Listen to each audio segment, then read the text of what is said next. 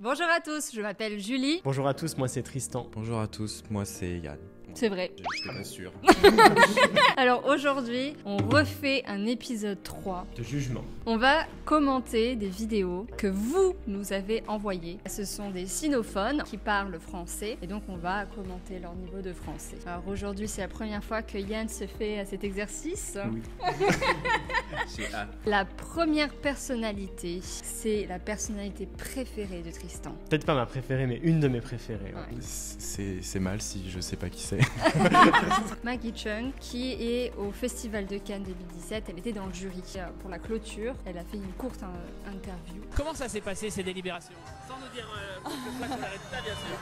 Ça sonne très très bien. Ouais. Ouais. Il y a eu des engueulades, il y a eu des disputes, il y a eu des prises d'opinion, il y a eu c'était vivant. Ah ouais, pas mal. On a bien discuté et on a un bon résultat, je crois. Ça a duré combien de temps? 3 heures, mais on a bien travaillé hier soir aussi. On a discuté, mais à la fin, tout d'accord. Ça y est, c'est fini, il va y avoir le palmarès, après c'est terminé. Est-ce que vous pensez garder contact avec tous les gens du jury?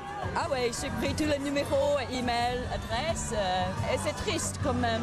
Ouais. Je pense qu'elle comprend vraiment bien parce qu'il parle vite. Hein. Oui, il faut Oui. aucun effort pour essayer de s'adapter. Ouais. Il lui parle comme si elle était française à part entière. Après, je crois qu'elle a habité en France et qu'elle était mariée à un Français pendant longtemps. Et on voit qu'elle a appris de façon très naturelle. Par exemple, elle utilise très bien le passé composé. Elle a dit on a bien travaillé. Je sais que souvent ça devient on a travaillé bien. Et non, Oui.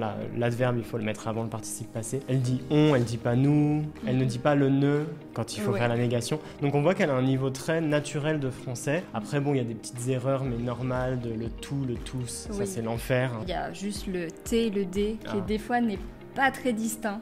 Et ça, c'est Ouais. tous les sinophones. Hein. C'était la première question, la première chose qu'elle a répondu c'est ouais. En effet, sur le tapis rouge à Cannes, Ouais. on attend peut-être quelque chose d'un peu plus formel. Beaucoup de francophones, y compris moi, se rendent coupables de ça, enfin de dire ouais beaucoup trop. Ouais. Bravo Maggie. On a beaucoup hésité à en parler parce qu'on s'est dit ça fait du sensationnel, c'est pas vraiment ce qu'on recherche. Mais comme beaucoup de gens nous ont demandé de réagir dessus, ben on va le faire quand même. Puis, on peut aussi rétablir la vérité. C'est une émission de télé en Chine qui propose aux gens de venir faire un entretien d'embauche face à un jury, enfin, devant la Chine entière, montrer leur CV, leur diplôme, montrer ce qu'ils ont fait.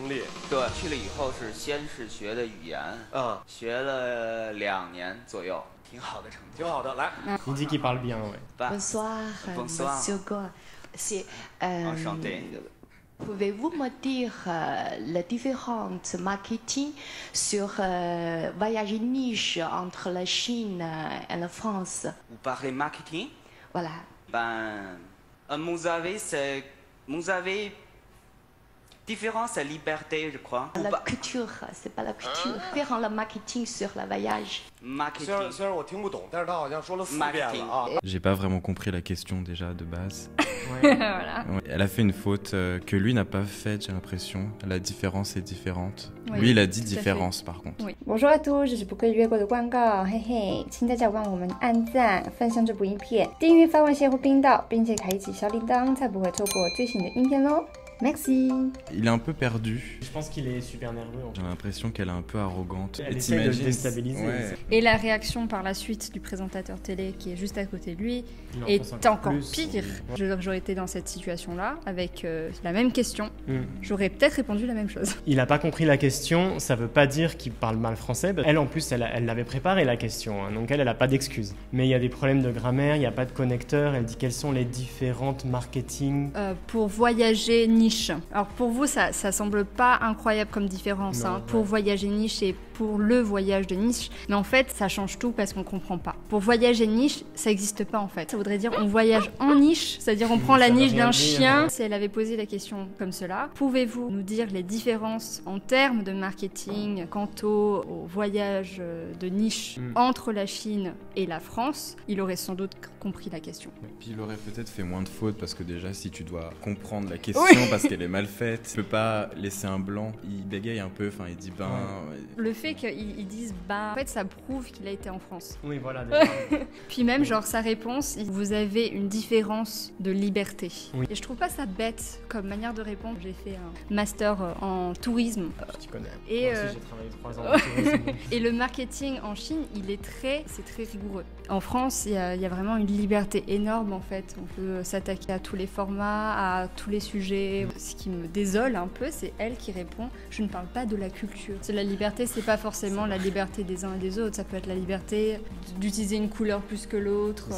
Même la question dès le départ, moi je trouve que c'est biaisé. En tant que professeur de langue, je pense que vous êtes d'accord, quand on veut évaluer le niveau d'une personne, on commence par une question facile pour mettre la personne à l'aise, et puis après on va de plus en plus difficile pour voir jusqu'à quel niveau il peut aller. Et lui il dit enchanté, il essaye de commencer par quelque chose d'un peu plus naturel. Le enchanté, il était parfait. Il était trop bien. Elle a même pas répondu. Ah oui, ouais. 你一直是在巴黎还是在南部还是在什么地方？ 我是在巴黎大约待了3个月时间，然后又去的雅眠，在那面读了3个月时间，然后又去的兰斯那面的语言学校，学了1年时间。我后来又去的斯塔斯布，在那面读了2年，然后又去的蒙彼利埃。你是好好念书来着吗？没有，因为我的专业是有3个的嘛。一个是实际上是国际贸易偏那个旅游管理，第2个专业是社会学，第3个是导演。Il a dit qu'il a passé 8 ans d'études, 2 licences et un master, ce qui paraît logique. Et ils lui ont demandé qu'est-ce que tu as étudié par exemple en sociologie. Ouais. Il parle du système de santé américain et japonais. Et ils lui disent ah oui mais ça fait pas partie de la sociologie. Sauf qu'en fait si. Comparer les systèmes de santé des différents pays, ça te donne une grande information sur la société de ce pays-là. Il donne les 3 diplômes. Ça a pas l'air d'être un vrai diplôme. Hein. Non, les diplômes français, ils ont une forme très particulière. Voilà. En plus, à une attestation de réussite. Ouais, c'est en bleu, c'est pas normal. C'est très clair.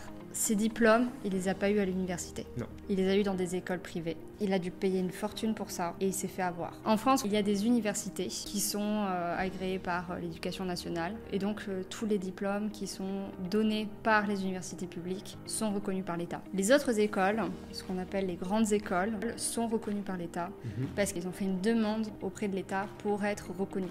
D'autres écoles, malheureusement, ne sont pas reconnues. En France, c'est licence, master, doctorat. Tout le reste, ça n'existe pas. Ce n'est pas reconnu par l'État. Tout ce qui est bachelor, c'est pas une licence, c'est pas reconnu par l'État. Master, ça s'écrit M-A-S-T-E-R. Oui. Tout ce qui est master avec E, accent grave, R-E, c'est pas reconnu par l'État. Mais c'est vrai qu'on retrouve beaucoup d'Asiatiques vouloir faire des grandes écoles, se retrouvent dans d'autres écoles en pensant que c'est l'équivalent parce que c'est aussi cher. Et en fait, je suis désolée. Ouais. Mais... En France, on peut faire ses études pour pas trop. Hein, bah, c'est cher. Bah, l'université, voilà. Ouais. 另外，那个小伙子，你刚才说的那个专业里面没有？哎。 Il fait un malaise quoi, je comprends, hein. À sa place je pense que beaucoup de gens auraient fait pareil. Hein. Et personne bouge. Donc voilà, pauvre jeune homme. Je suis désolée pour lui, il s'est fait arnaquer, il l'a pas su, il a découvert à ce moment-là. Alors que tout le monde se foutait de sa gueule. Je serais aussi tombé hein, sûrement. Je pense qu'on a fait le tour, on peut passer à la suivante. Alors une note un peu plus légère j'espère. Oui, là c'était un entretien. MC Yen qui est un rappeur hongkongais qui fait du graffiti aussi. Oui, c'est un petit rebelle. Mais il a pas l'air tout jeune, non, pourtant. Il est pas tout jeune, non. Je suis resté 7 ans, j'ai vécu 7 ans en France. 2 ans, 1 an et demi pour la langue française et 5 ans aux Beaux-Arts. Wow. Pas mal, hein Oh, l'idée de liberté, déjà. Et puis je suis allé à Poitiers où il y avait la statue de liberté, tout ça, l'histoire. Ouais, m'avait ouvert la tête.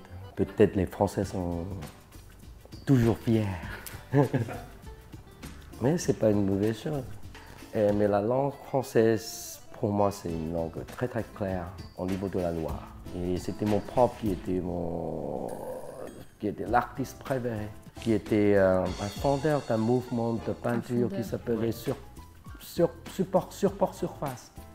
Dans les 70, j'ai pas été tout le temps à l'école.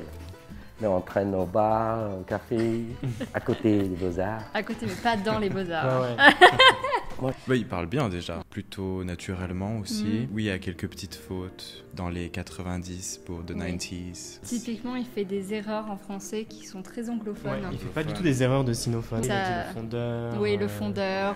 Ouvrir la tête, j'ai beaucoup aimé. Oui, ouvrir la tête, open your mind. Ouais, il a dit aussi la statue de liberté. Oui, il dit les articles, mais quand il oublie les articles, c'est qu'en anglais, on les dit pas. Mais les temps, la conjugaison, elle est parfaite. Ah, oui. Il a dit quand je suis arrivé en France, j'étais, je sais pas quoi, il a pas dit je suis. Souvent, souvent les sinophones, ils vont mettre du présent à ce moment-là. Ouais. Bravo la conjugaison. C'est très impressionnant. Il a passé 8 ans en France. Je pense que lui, il n'est pas resté dans le cadre sinophone. Ouais, parce qu'il a l'air d'être fasciné quand même par le français, par ce que ça représente et par la culture française. Par la culture. Puis il est aussi dans la musique, donc forcément. Les personnes qui ont un talent, un talent pour la musique, direct niveau accent et même sonorité, tout ça, ça prend direct. Hein. Moi j'avais une élève qui est venue en shooting, peut-être qu'elle va se reconnaître, d'ailleurs je sais qu'elle regarde nos vidéos. Elle est chanteuse taïwanaise, elle parle un français sans aucun accent. Wow. C'est impressionnant. Donc si tu te reconnais, je peux donner son nom ou pas? Donc Suzanne, si tu te reconnais, franchement, ton français est magnifique, bravo. Et moi, mon français, il est magnifique. Oh oui, Julie. Ah J'aurais pas dit ça. Oh des fois, il veut faire des connexions logiques. Mais elles sont pas tout à fait correctes. On lui en tient pas rigueur parce qu'on comprend en fait ce qu'il a voulu dire. Mais ça, c'est vrai que c'est quelque chose qu'on a tendance à un peu mettre de côté quand on apprend une langue. Les connecteurs logiques, c'est extrêmement important. Même si vous comprenez pas les autres mots dans la phrase, et ben vous comprenez la connexion logique et donc en fait vous pouvez deviner le sens de la phrase. C'est ça. Et puis même les utiliser à l'oral, ça fait beaucoup plus naturel. On entend moins les autres fautes. Je sais pas si ces 3 vidéos vous ont inspiré. Oui, bien sûr. Vous avez tous les 3 un bon niveau. Bon, le deuxième, en fait, on ne sait pas. Je pense que c'est tout pour le moment. Soyez gentils. Et à la semaine prochaine.